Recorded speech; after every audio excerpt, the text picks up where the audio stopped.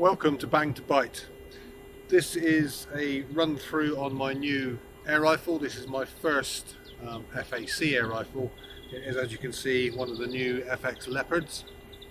It's only been released earlier this year and is only just now trickling into the UK. And they've been in the States for a little while longer. As I said, it's FAC, so has the full adjustability and tunability. It is the 600mm barrel with the tube only, not the bottle. I don't particularly like bottled front guns, I find them a bit cumbersome, so this is ideal. Also, it's nice and compact with the bullpup configuration, which again I like in a rifle. It's a lot easier to carry around, etc. That being said, as it stands, it is a relatively heavy rifle compared to some of the ones you can get out of the out now. If you look at the DRS, I think they're 5.5 pound. They're a very lightweight rifle, similar capabilities to this in a more conventional configuration. So this isn't unboxing, clearly it's already out of the box. I've had it about a week. I picked it up from my local gun shop, which is Tal Arms down in Christchurch. So I've been using them now for over 30 years. Trevor and now his son Alex, who run the place, have always been good to me, and I try and get as much as possible through them. So if you're in the area down near Bournemouth, Christchurch, come down and see them.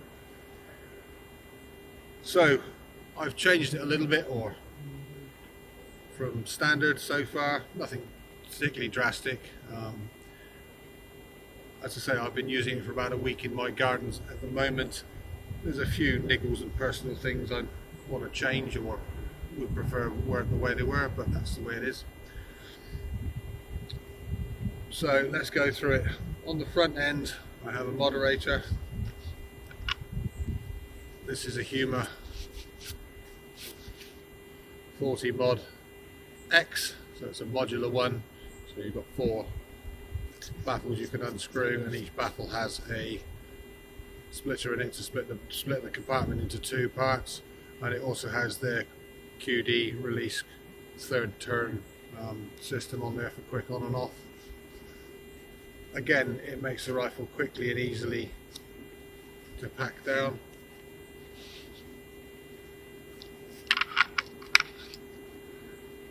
Something which can be a real pain if you're screwing on and off on the 1/2" UNF. The thread's going to get threaded or worn out if you're doing that multiple times, just to get it in and out of the bag or pack it into a gun cabinet.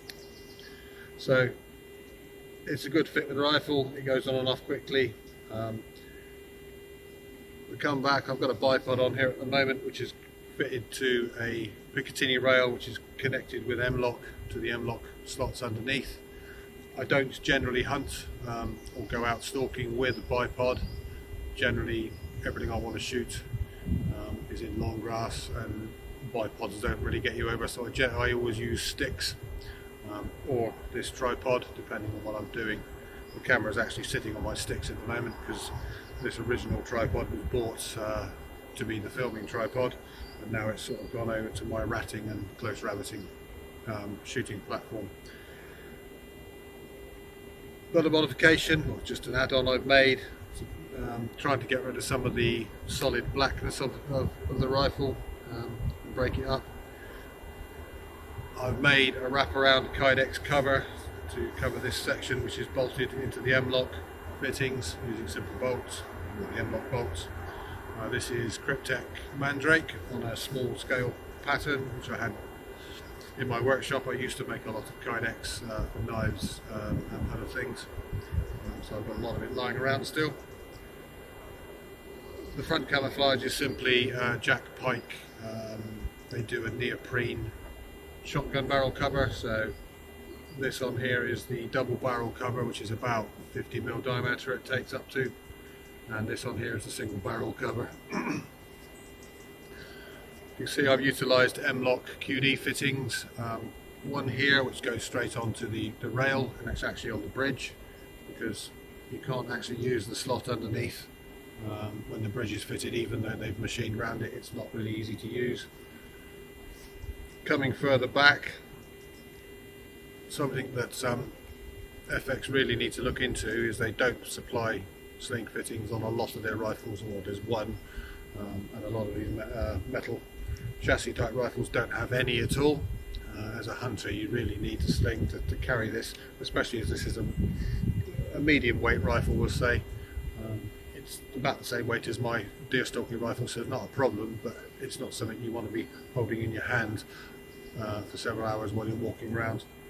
So I've fitted an M-lock, the other half of the M-lock QD fitting here, and this is my single point sling that I prefer to carry a rifle on there.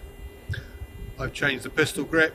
This is a Fab Defense Gradus vertical grip in olive drab. Again, it breaks up the black colour, and I found that although the supplied grip is very good, it's fully sculpted and is a bit fatter than this. Because I have relatively large hands and fingers, it's a bit too prescriptive, so it's not that comfortable for me personally. With this one, I've got a bit of movement and give, especially when shooting standing, where you want a slightly more vertical grip. Coming back, the other issue I was thinking we may have is underneath the plenum there are, I'll put a picture up in the screen somewhere, is basically some tapped holes and some plugs for the plenum where they machined it out, and it's just the bottom of an aluminium billet which has been turned into the plenum. So putting this down on a bench or on a shooting mat is fine. However, in the field, when you're putting it down, if you do put it down on the bipod and the back, you're going to be putting it down into dry grass, hopefully, but it could be mud or dirt, or in a farmyard it could be a concrete base or some flint on a field, and it's going to get in there and damage the threads. So what I've done is made a very small G10, this is a knife scale handle, again I have lying in my workshop, which I've bolted into some threaded holes there, which are blind. I assume they're for something later, because there's no use for them that I can see on this. It also gives a very slightly bigger surface area if you're going to use it on a bag. I do have a shooting bench here, and I do use a bag for testing and zeroing, so it'll help a little bit, but it's fairly unobtrusive and it just protects the back end. So that's one of the areas I wasn't really happy with. Like I say, it's something I think could easily get damaged in a hunting environment. Another area is this buttstock. Although it's got some, it is made of slightly less than hardened plastic. It's got a very slight rubberized bit of give to it, and it's got a curve in it this way for your shoulder. It is still fairly sharp on the edges, and if you're just shooting in the summer in something thin like a t-shirt or a simple thin jacket, this does dig in quite a bit, and I found that even shooting off the bench, because the weight of the rifle is at the rear as most bullpups are, or further to the back, you generally have to start pulling the rifle into your shoulder a little bit more, and these sharp edges do get your shoulder a bit sore, so I will be looking to change this out and swap it for something. On carrying, the other area is this barricade stop here at the front. It's got a lot of teeth on it, which are very aggressive and great for what they're supposed to be designed for, is putting it on a barricade and pushing it forward to get some grip. This is, however, a natural carry point if you haven't got a sling, and this will dig into your hands. And if you So on the other side, nothing particularly special on here really. One point I'd like to point out, FX on this particular model seem to have swapped around the ergonomics of the cocking handle and the safety catch. If you note, on a normal generic AR-15 style platform, the safety catch change lever is back here, which is where the cocking lever now lines up. This is so you can click it on and off with your thumb on one side normally, or you can get it with your finger. Now you've got to reach forward your finger, and you can't reach it with the thumb on the other side. Not a big deal, but it is a difference. And as I say, the cocking handle also is now back here, whereas if you look on most of the Impacts and the Wildcats and the DRS, The cocking handle is actually up here, more in line, just in front of the trigger, and people are, obviously you can reach up and cock it quite quickly without taking your hand off. It's a bit more of a motion to do it with this. I'm not sure why they've swapped it round. Maybe it wasn't a position in here for the safety catch relative to the trigger unit. Fair enough. But again, I don't know why they would have moved the cocking handle backwards. Whether they're going to do that going forward for other models, we shall have to wait and see. Coming forward again on this side, I've got my infrared illuminator. This is permanently mounted to the side here using an M-lock bracket. It's an old, what was a T20 torch. This is, again, I got this probably over 10 years ago now as a kit. They were bought in, and several people were modifying them by putting an infrared pill in them. This is an 850 pill, simple on-off, and then you've got 3 different power settings on there, and you would focus the beam and the single lens. However, to give a bit more range on this one, there's a couple of modifications you could do, or still can do. They still make this torch. I think it's called the T38 now, which is the diameter of the lens. The T20 was just a generic number. Before we, in the night vision world, got hold of it, it was just a torch. So it's now the T38. I think they did a T50 as well. There might have been another one with different lens sizes. But you could get a similar power to the T50 by swapping on the front lens and keeping it a bit more compact. So one way was to buy a couple of camera adapters and a doubler lens, which would just push fit on top of the existing lens and give you twice the, well, 2 times the zoom power apparently. This version here, this is a Yukon ×3 Sun Ranger lens unit, which has got its own focus, and basically it was discovered that the thread that this threaded into on the Yukon unit is exactly the same as the thread inside the torch unit. So if you ground back or cut back and remove the lens from the front here, you could screw this straight on, and this uses its own focus, and the focus for the actual torch itself is now taped shut. So it gives a reasonably powerful, I've used this out to 300-400 yards to spot deer quite easily at night. Obviously not shooting them, but they can be seen clearly, as can foxes from that distance, and brought in, and you can again zoom in, flood to spill, wide angle, depending on your zoom on your scope. Obviously the Alpex is quite good in that matter. It's got a very wide zoom range, although it's obviously all digital zoom. So it starts at 3.5 mag, which gives you a nice wide angle and brings in lots of light, and you can zoom right into 28 mag, or on the light you can zoom into 20.5 mag, I think. So that gives you quite a usable zoom range for low light and long, and also detail at range. And this torch gives you enough light at long range to be able to use the higher zoom functions. So this is, as I say, on my old, again 10-year-old Manfrotto tripod. I've recently bought and upgraded the head for this to a Manbilly, which is a fairly new company, I think, doing some nice stuff. They do a nice big, all these modern carbon fiber, very stiff, solid tripods you can get these days, which are all fashionable with big pig saddles on them. This one's adequate for rimfire and air rifle. It's only got a fairly small ball on it, and I've modified again slightly. Although the Leopard has a big Arca rail on its front, and that does fit in here. Again, because it's a bullpup, the centre of gravity is fairly far back and it's quite heavy. The Alpex scope's also a reasonably weighty scope.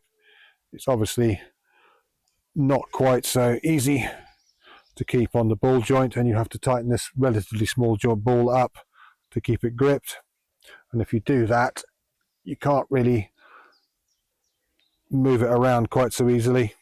And if you leave it movable, you have to take a lot more muscle and shoulder into the rifle to control it, which again with this butt pad does dig in and rub a little. So to counteract that, I fitted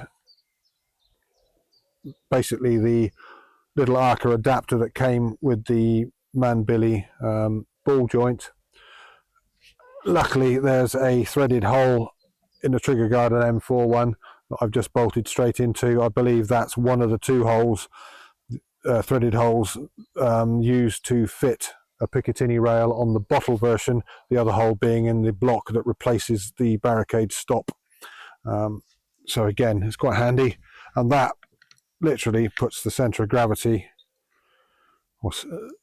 of the unit, the rifle, right on top of the ball, and now it's nice and light, and you can easily hold it on aim without putting too much shoulder or work into the gun, so you can hold it a lot more steady.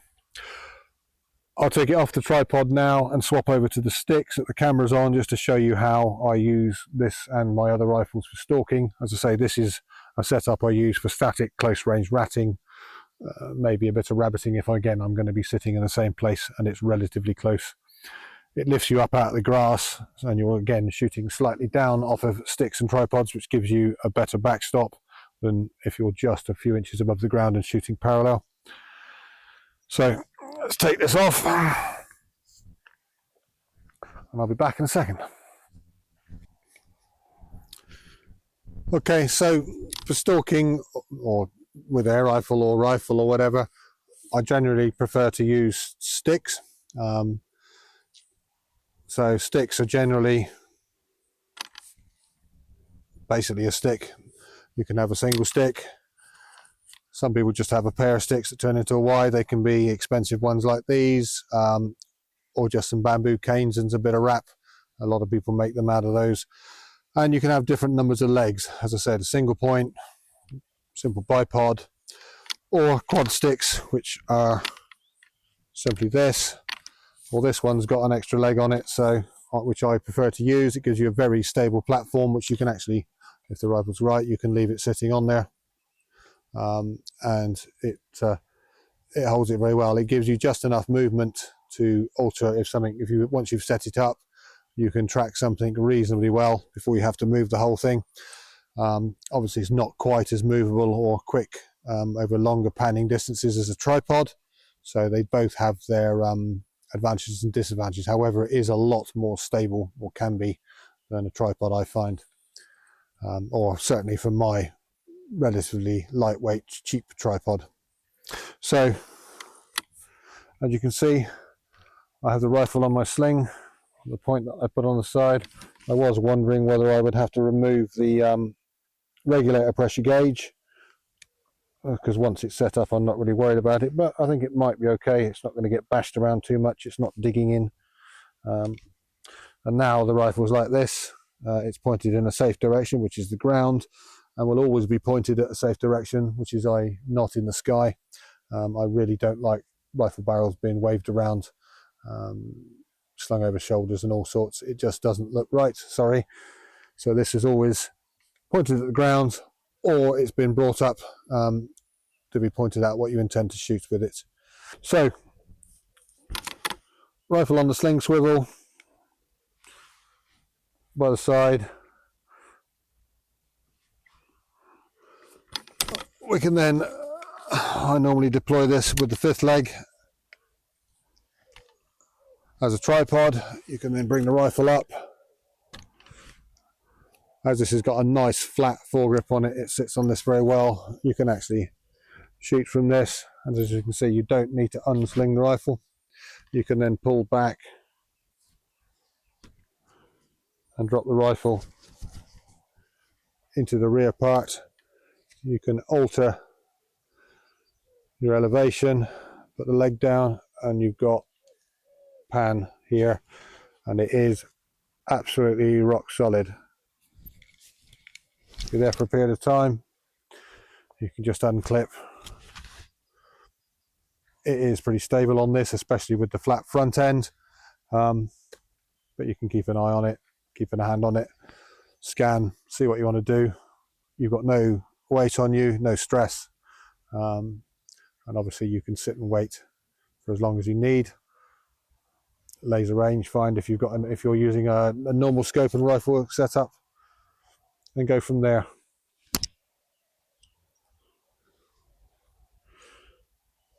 So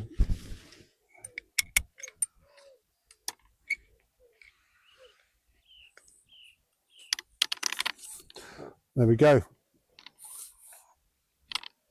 As I say, it's might feel a bit weird wearing a sling like this to start with, but once you get used to it, it's extremely comfortable. And I've gone on from quite long stalks carrying a rifle like this, whether it's, I say, an air rifle, a rimfire, or a centre fire for deer. You just have to worry about your sticks, and you've normally got your binoculars or your thermal.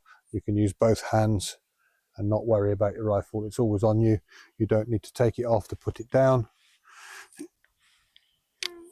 You can sit down if you're dealing with something on the floor. Nice and easy. Anyway, that's it. That's just a quick overview of the new Leopard and what I've done to it so far. Hopefully, in the very near future, I'll get some more videos out on bang to bite, which is the entire purpose of this, where we shall go out, shoot something, butcher it and prepare it, and then cook it and eat it. There's a lot of good quality or high quality meat in the British countryside, and you can do a lot of things with it. So thank you for watching, and I'll see you next time.